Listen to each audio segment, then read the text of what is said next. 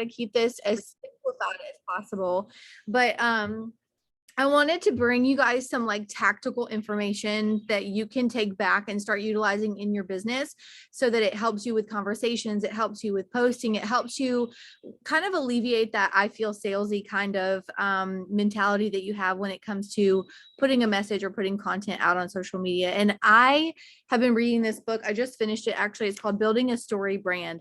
It's not specific to network marketing, but it is all about like, what is the message that you are putting out there and how do you get your customers to actually listen to what you're saying without having that feeling of like, I feel like I'm being salesy. I feel like nobody wants what I'm offering.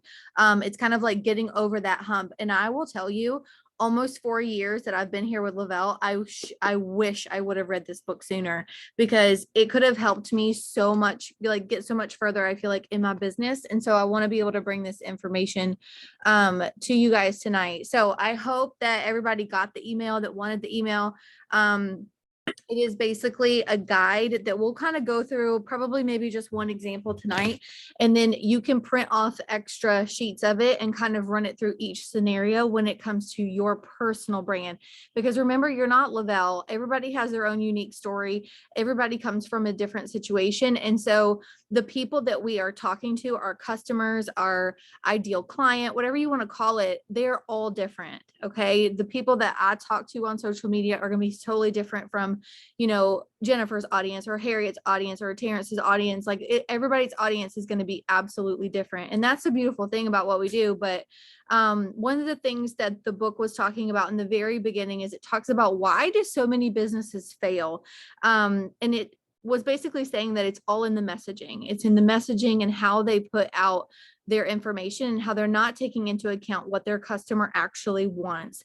And it went way back to how our brains are very primitive. Like if you think back, this is going to sound crazy, but if you think back to like caveman days, like our brains then were in a space of how do I survive and how do I thrive?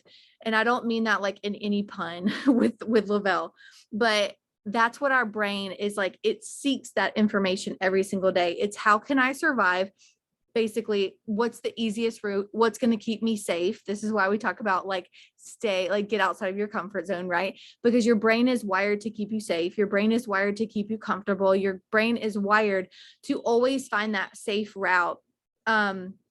But also thrive, right? And part of that is like being a part of the group, being part of community, feel like you are actually making a contribution to the society so that you feel like you're a part of the group, a part of the tribe, and a part of something bigger. And so it gave the book gave an example about a ballroom, and it said, imagine spending like an hour in a ballroom.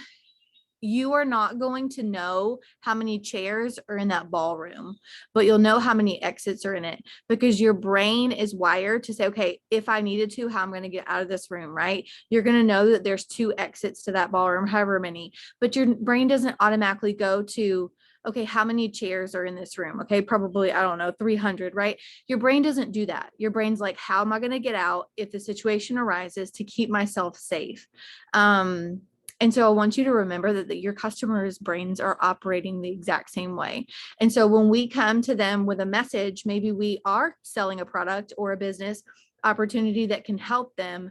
How can we simplify our messaging so that they are not spending so many calories trying to figure out how we can help them? Like mental calories is what they're burning. Okay. I want you to think about it that way. Mental calories is what they're burning. So imagine them on a treadmill and they're like watching your stories and you're not getting to the point of how you can help them, right? You're not getting to the point of what the product does, why you feel so great on the product, or what you love about the business, right? You're just talking about your day for 20 slides. Like they're going to pass right through you because they've spent so many calories. They've already exhausted so many calories trying to figure out why you're on social media in the first place, right? And so they swing past you.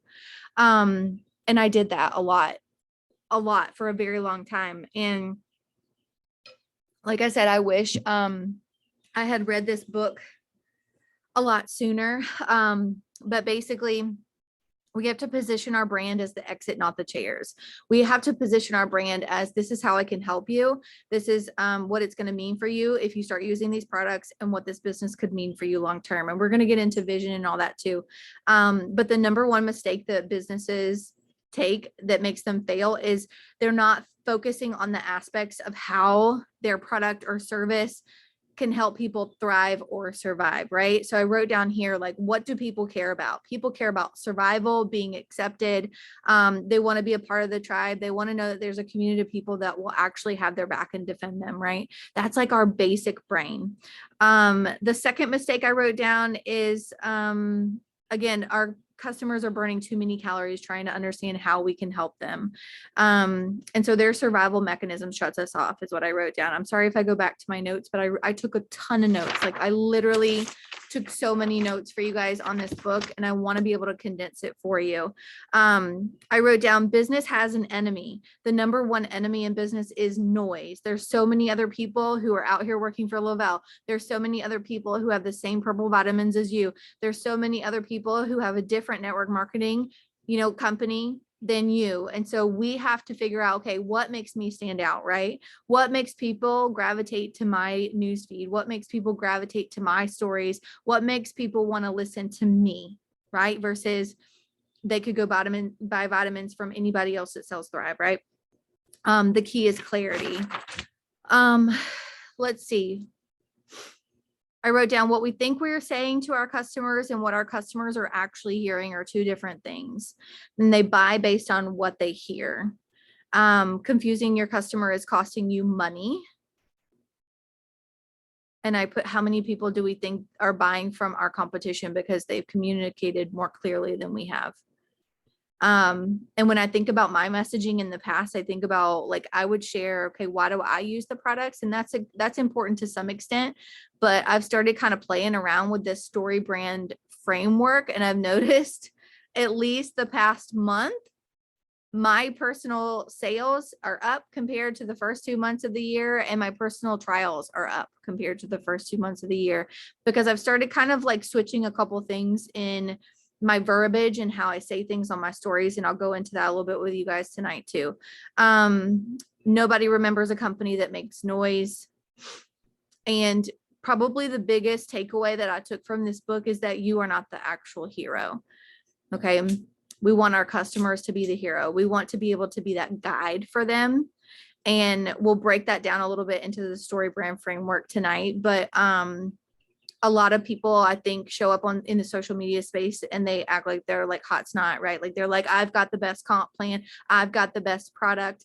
But instead, like, it's flipping that verbiage a little bit and saying, like, you can do this. I know you're busy, right? It's like talking to your customer in a way that you are pulling them up. You are calling them up from where they're at and saying, I can help you, right? I can guide you. I've been where you are. This is where I'm taking you, but you've got to want it for yourself. You've got to want to take control. You've got to want to change your situation. I'm just here to be your guide. And this is why it's worked for me, right?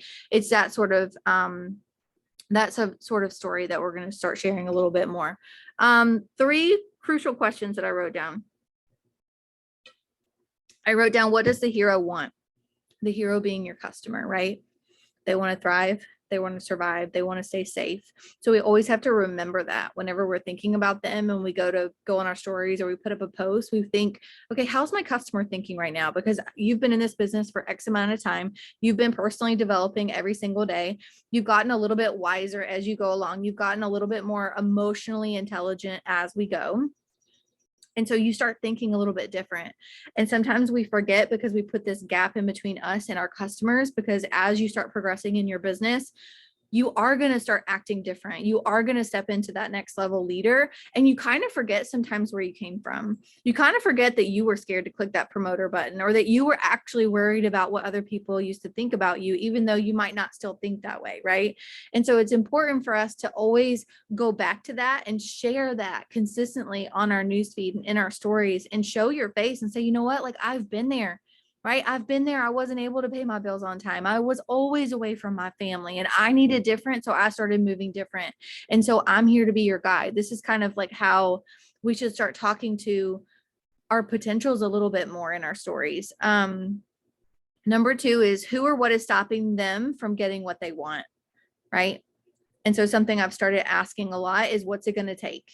What's it going to take for you to want to change your life? What's it going to take for you to get from like all the pains, the things that you want, the things that keep you awake at night to the place that you actually want to be, to pay off the debt, to pay for the vacation, to be able to come home to your babies, whatever that means. What's it going to take for you to get from here to here? It's boldness, it's confidence that you give off in your posting, in your social media content, that is what other people are buying. It's not actually, I mean, technically, yeah, it's the product that they're buying, but they buy your confidence and your energy first. Okay. Sales is a transfer of energy.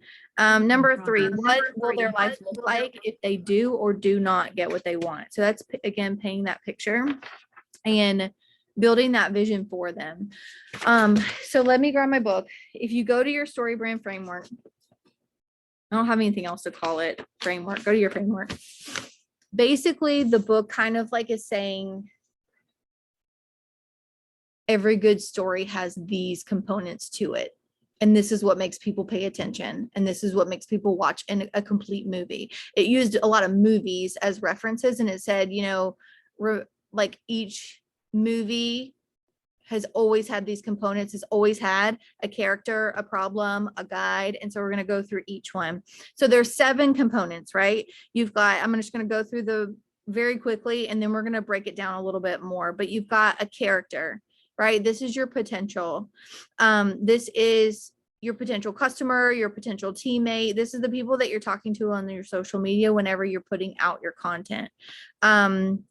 What is the problem that they have? So you've got a character, you've got a problem, and then you've got a guide. And remember, that's you, right? You're not the hero of the story. You're the guide in the story. You're there to help them get from one side of the river to the other. And the information that you provide, the bombs that you drop on your social media or whatever you want to say it, like it's putting a rock in the middle of the river. They're standing on one side of the river and they're like, how the hell am I ever going to get to the other side? It's scary. I don't want to go out there. What if I look stupid? What if I fall in? What if I can't swim? What if I don't make it to the other side? You're literally on the other side of the river and you're saying, I laid these stones out for you. I'm guiding you, right? I'm guiding you to the other side. This is what worked for me. This is what made sense for me. But you've got to be able to take that first step. So always remember that. I hope if there's anything you take away from this training tonight is that you are not the hero of the story. You are not hot snot, okay? You are the guide. And it's our responsibility. It's our job to call them up, right? Because once you get to one level in your business, right, it's our responsibility to go and pull somebody else up, right? To go and help another heart. Okay. So you've got a character, has a problem, meets a guide who gives them a plan, calls them to action, that helps them avoid failure, and that ends in success. 1, 2, 3, 4, 5, 6, 7. Yeah, 7 parts. And so we'll break it down a little bit more.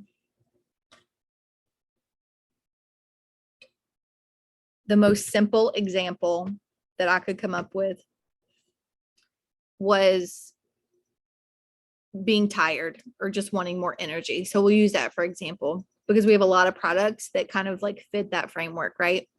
We have a lot of products that help with that. Our 3 steps just in general helps with that. And a lot of the customers that we sign, that's one of the things that they're looking for. They're looking for that spark. They're looking for that feel good. They want a little bit more energy so they can be a little bit more productive in their day, right? And we have a nutritional supplement that helps them get there. So the character, if you look at your story brand framework on the paper, on the email I sent you, it says the character, it says, what do they want? So for example, here I put more energy. And so for each, what's the word? For each, I don't know, each thing, like let's say you've got like a mom that wants time freedom, right? You could write out a whole framework for her, or a person that wants energy, a whole framework for her, or a person that wants to come home to her babies, right? Or pay off debt or whatever. You're writing a whole framework. So we're just going to use for the example of energy for tonight. And then you can break it down further for each scenario if you want. But I put, what do they want? More energy. That's very basic. That's very superficial. And when we come at our social media with consistent, like superficial energy, we're going to get superficial results, right? We might sell a sample or two, but where we want transformation in our business is when we start speaking to people's hearts a little bit more.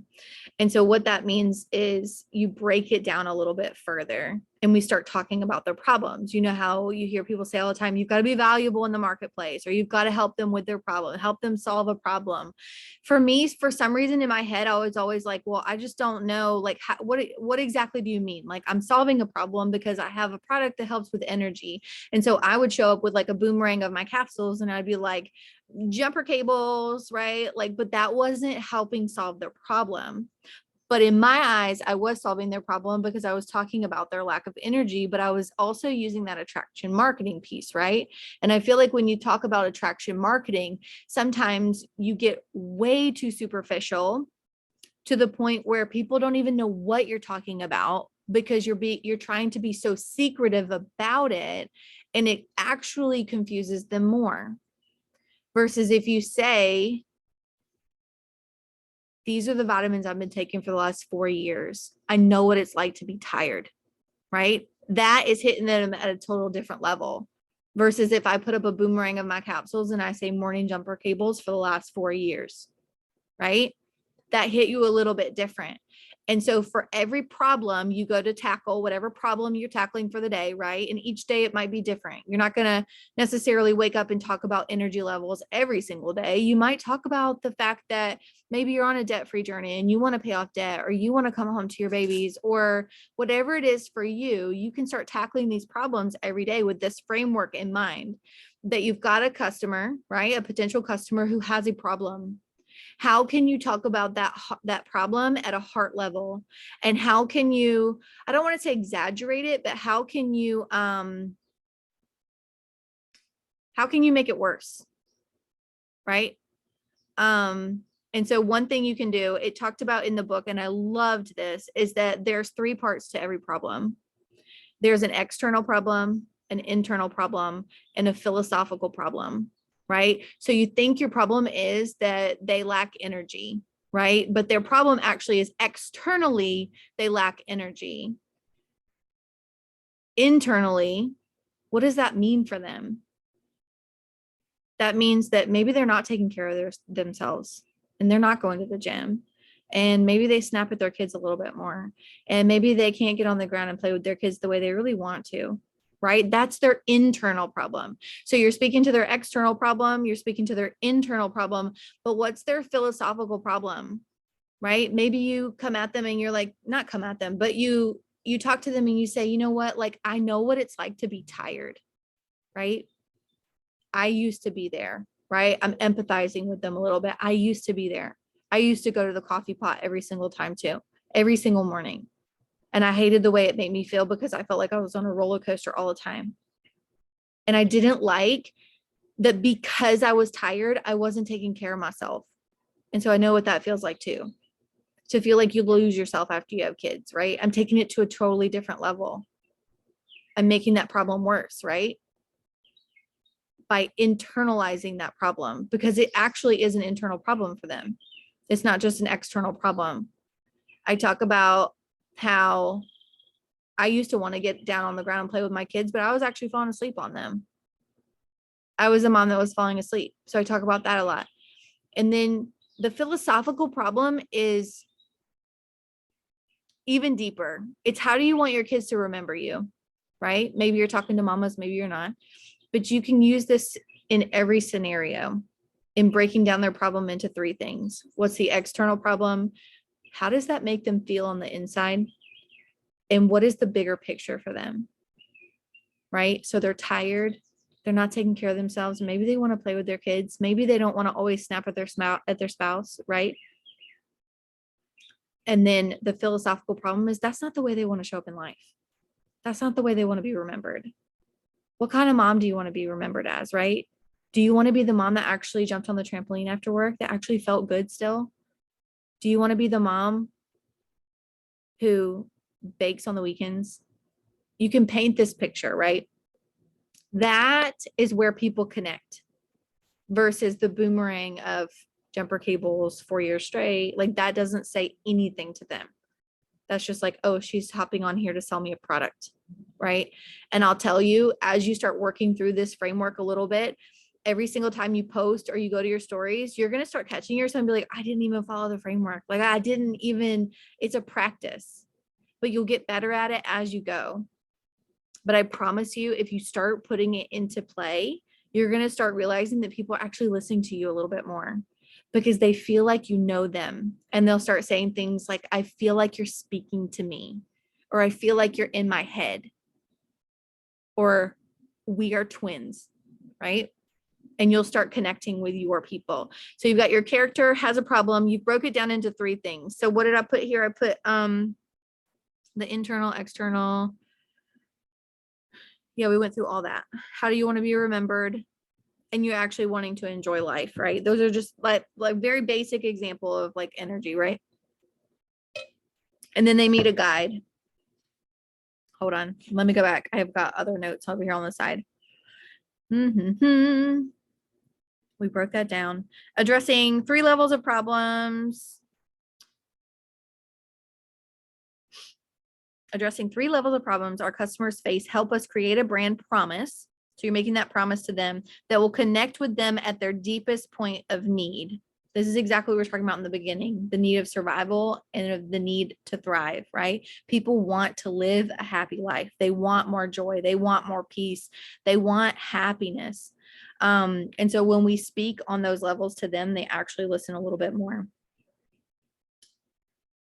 I want to give you a really good example real quick before we move on to meeting a guide. But one great example that I read in the book was talking about CarMax. And I know that sounds crazy, but if you know the philosophy of CarMax, their whole slogan is the way car buying should be, right? It's very simple. They don't say, come buy a used car from me, right? They say it's the way car buying should be. But what does that mean? Very rarely do you ever see CarMax. And I think in the book, it said that they sell more used cars than their next 3 competitors combined.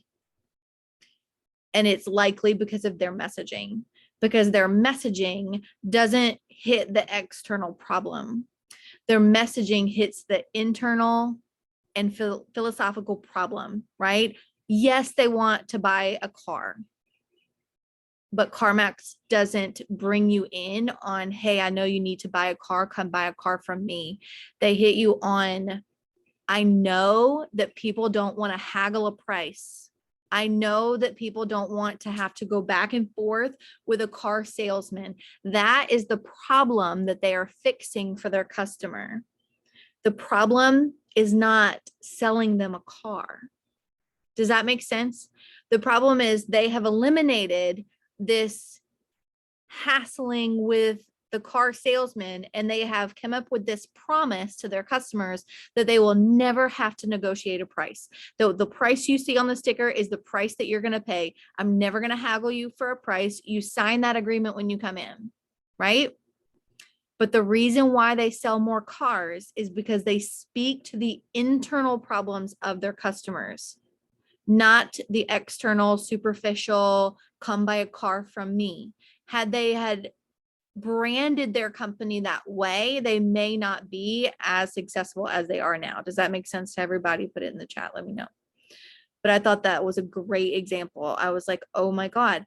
And when you start thinking about it this way, I want you to start, I don't know who watches TV or listens to the radio or whatever, you're going to start seeing companies. I want you to pay attention to your spam email that you're deleting every single day.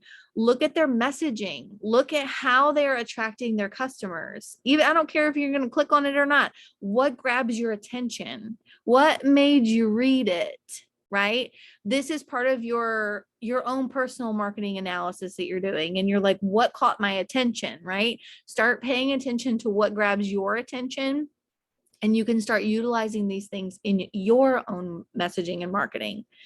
And so for CarMax, way more successful because they're hitting home with their customers. And so this is what I mean when you go to put your face on your stories, and let's say you're talking about your vitamins, for example, and maybe you do want to talk about the fact that you haven't had coffee, but why haven't you had coffee? And what does that mean for them?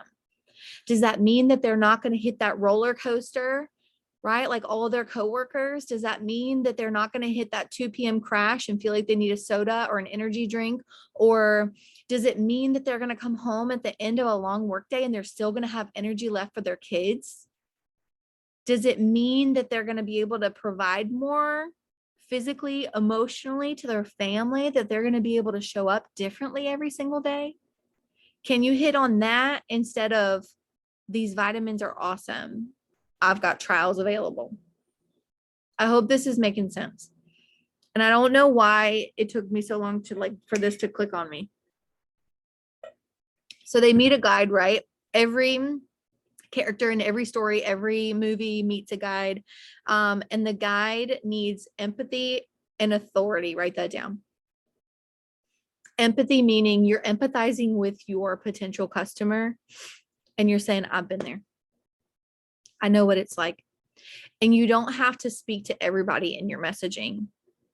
Typically, the people that we're speaking to in our messaging is the people that we used to be, right? And so I might talk to the tired moms who are full-time working mamas who want to come home and see their babies because they're just tired of the time clock. That might be who I'm talking to, but that might not be who you're talking to. I hope that also makes sense, that your people are different than my people. All our peoples are different. And it's a beautiful thing. But you empathize with them. I've been there. I know what it's like to not be able to pay your bills.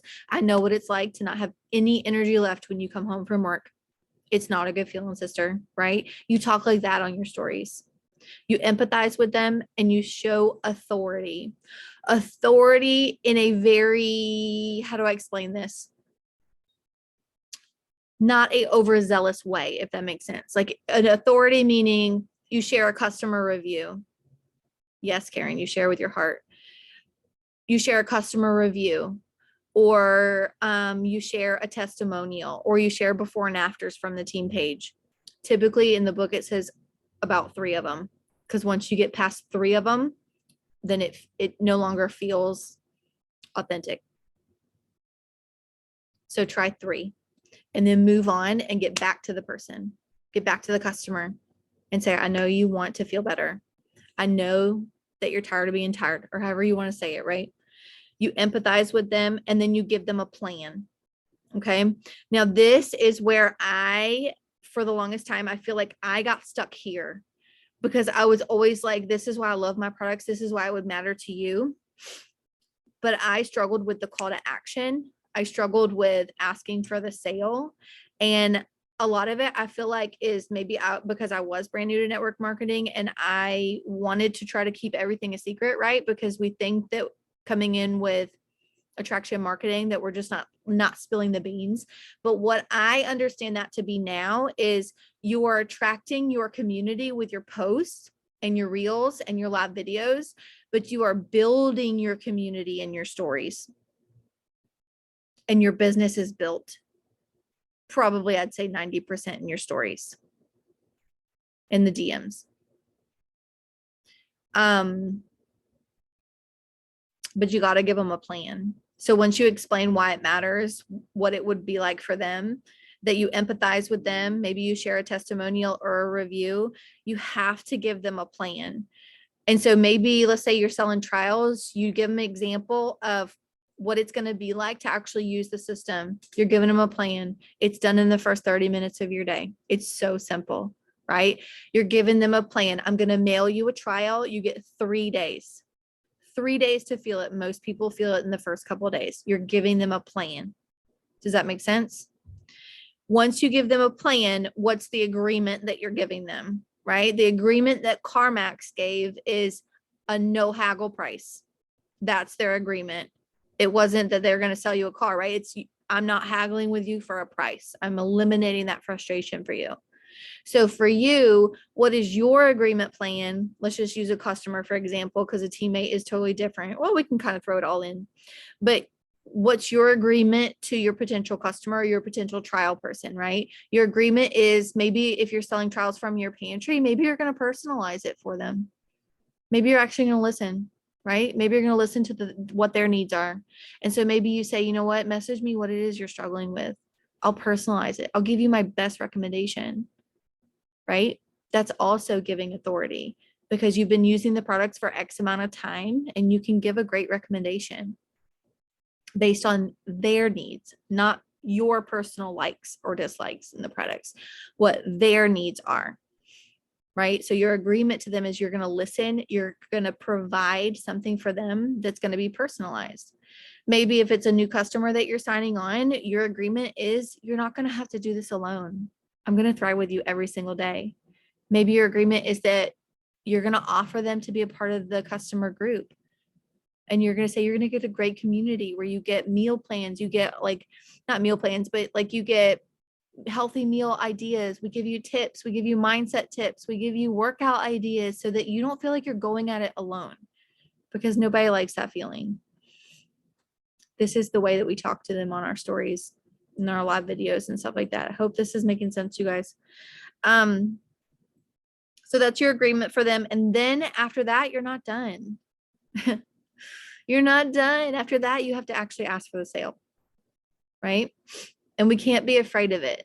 And this is what I was kind of saying the other day in the chat is this is the part that I used to leave out, because I used to say, well, if people want it, they know where to get me. They know where to find me. I was just on my face, like face to face on my stories. So they should know to message me, right? Like that's a no brainer. No, we have to spell it out for them. Okay. So you have to actually take it a step further and you have to call them to action. You know how we say call to action on your post or call to action on your reels or whatever, like and follow for more, or click the link in the bio, right? Click the link in my bio. If you don't have a link tree, something to think about that you might want to set up eventually is, it's so dark in here, you can't even see me, or dark out here, but something to think about that you can kind of browse some of the top leaders on the team page. Don't get overwhelmed, especially if you're in the beginning of your business. Do not do that if you're in your VIP period. Absolutely not. Do not start working on a link tree when you're in your VIP period. We are working on your vision. We're working on why you're here and learning how to grow your voice and put your face on your stories and get consistent on social media. Okay. Strategies, tactics, content planners, none of that is going to make you hit your VIPs. Okay. I hope you guys understand that. It's not the tactics and the tools that make you hit your VIPs. It's the person that you're becoming. Okay. But whenever you call them to action, that's, like I said, it's things like click the link in my bio. Sometimes I'll even say like, go be nosy, right? I will, because there's two different calls to action. It says in the book, there's a direct call to action. That's like when you're on a website and the button says like, buy now. That is a direct call to action, right? But then there's a transitional call to action where it's like, watch this video, right? Get more information, right? It's maybe message me what you're struggling with and we'll talk about it. That's a transitional call to action. So kind of mix it up a little bit and see what works for people, because there's not like a one size fits all call to action. There's just sometimes people need to hear different things. But maybe you say, I tell people all the time, I'm like, go to the link in my bio. I'll say, go be nosy. I give you full permission to go be nosy. Go look at my highlights. This is another thing to kind of put on your list for the next couple of months. If you're at a point in your business where you're like, how can I get more strategic in sending people to information that they can read, especially if it's a busy day, right? Where you can say, check my highlights out. Maybe you have a highlight that specifically highlights your customer reviews. Maybe you have your 3-step highlight and you like every so many days, you kind of add it to your highlight for a review for them to say, okay, this is the product she uses in the morning. Maybe you have, I don't know, you could have lots of different things on your highlights. You could have like tribe information. You could have like what it's like to work with you. You could put some inspiration stuff on there. You can go all different ways with your highlights, but you have to remember from time to time to call them to action. That just showing up and talking about your product or your business is not going to make them buy, and not just speaking to their heart either. You have to take it one step further and say, you know what, message me.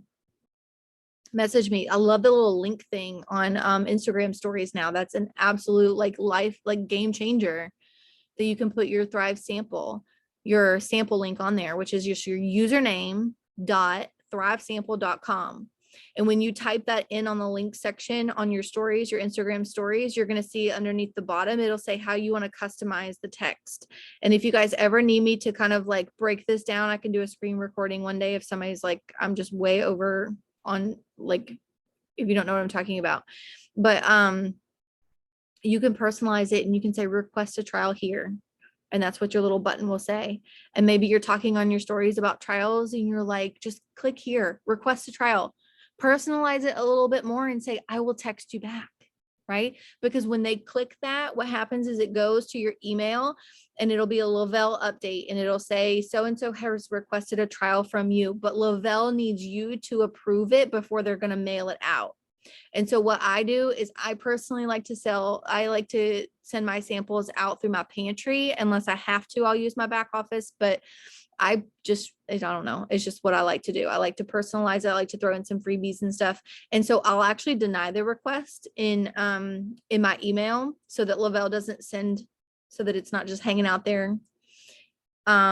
And I will text the person because they have to put in their phone number whenever they're requesting the sample pack. And I'll hold my finger down on their phone number and I will text them from my phone. And I'll say, hey, Lauren, it's Amber. I saw that you requested a Thrive sample. And I say, what is it that drew your curiosity? What is it that caught your eye? I would love to help you. Right. And then I also ask, where'd you find me? Did you find me on Facebook or Instagram? Because I want to know what's working, right? So call them to action. And then at the end here, you are calling them to action that ends in success, and you're also helping them avoid failure. And so this is the vision part, right? This is the offering that vision for them of what their life could look like. Should they choose to use your product? Should they choose to join your business, right? Or what their life could look like should they not? Right? And so you can paint it two different ways. You can paint it in positivity and say, you know what, maybe you will actually have that energy for your kiddos that you want, but you've got to try it for yourself. It's one of those things that you just have to test drive for yourself. Or how much longer do you want to be tired? How much longer do you want to be exhausted? How much longer do you want to just keep fumbling through your day with this brain fog and you don't know why you feel defeated and you don't take care of your body, right? And you're painting this picture of what is life going to look like 6 months from now should they choose to do nothing? And what is that going to feel like for them? Are they going to feel like defeated because they never took a chance? Do you see what I'm getting here? Okay. Let's see. What kind of transformation can your brand offer your potential customer? And in a nutshell, that is the story brand framework. And I don't know why, like I said, it took me so long to understand that. Let me breeze through my notes one more time and make sure there's nothing here that we left out.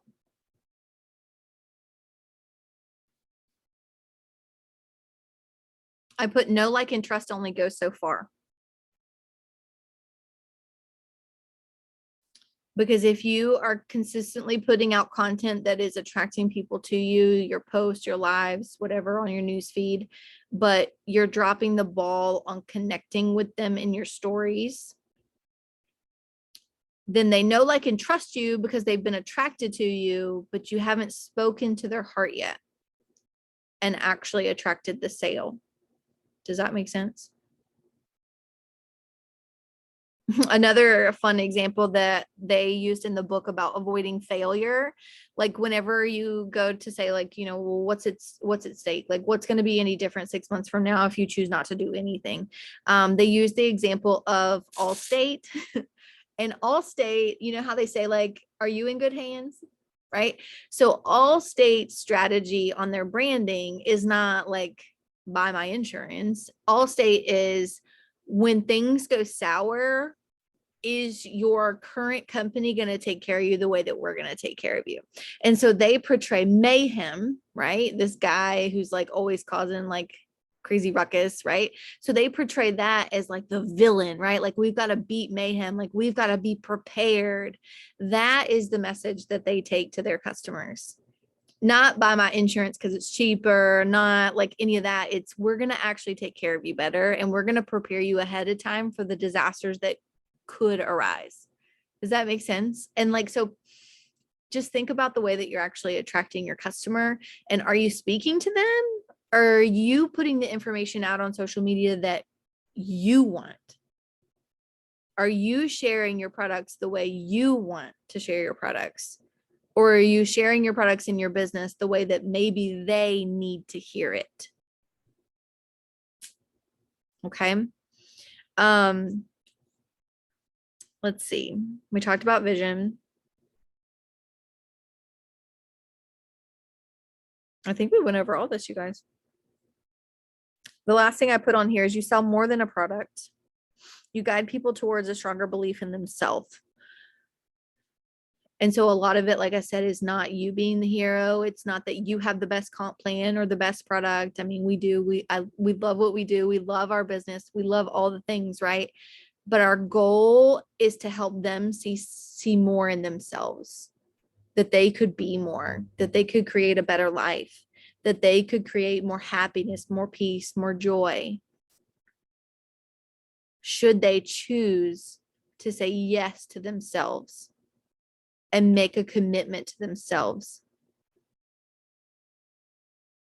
All right.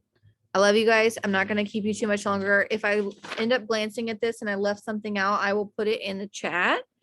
But dare to print those out. Dare to print those out, that story brand guide. And the next time you go and you talk about or you think about your customer's problem, I want you to kind of break it down, because that was a huge aha moment for me, that external, internal philosophical problem. And it made me realize that a lot of the information that I was sharing was very superficial, if I'm being honest with you.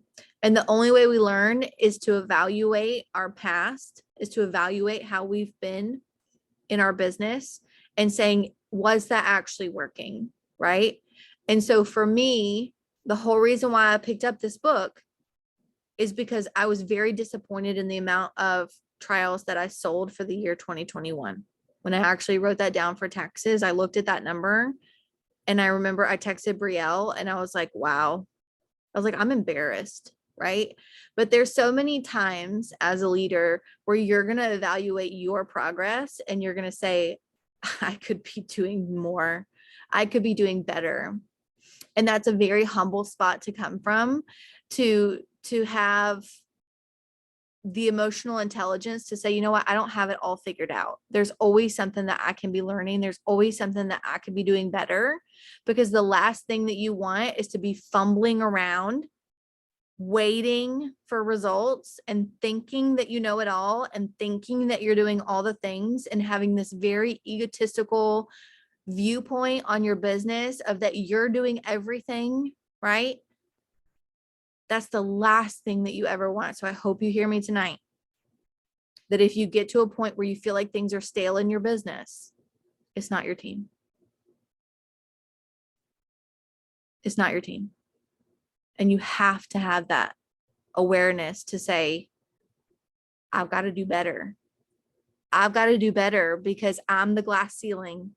I'm the glass ceiling on my business. And the reason why I'm not attracting promoters or customers is not because my team's not working. It's not because my team doesn't have their messaging down. It's not because my team is doing this or that. It's because of the leader.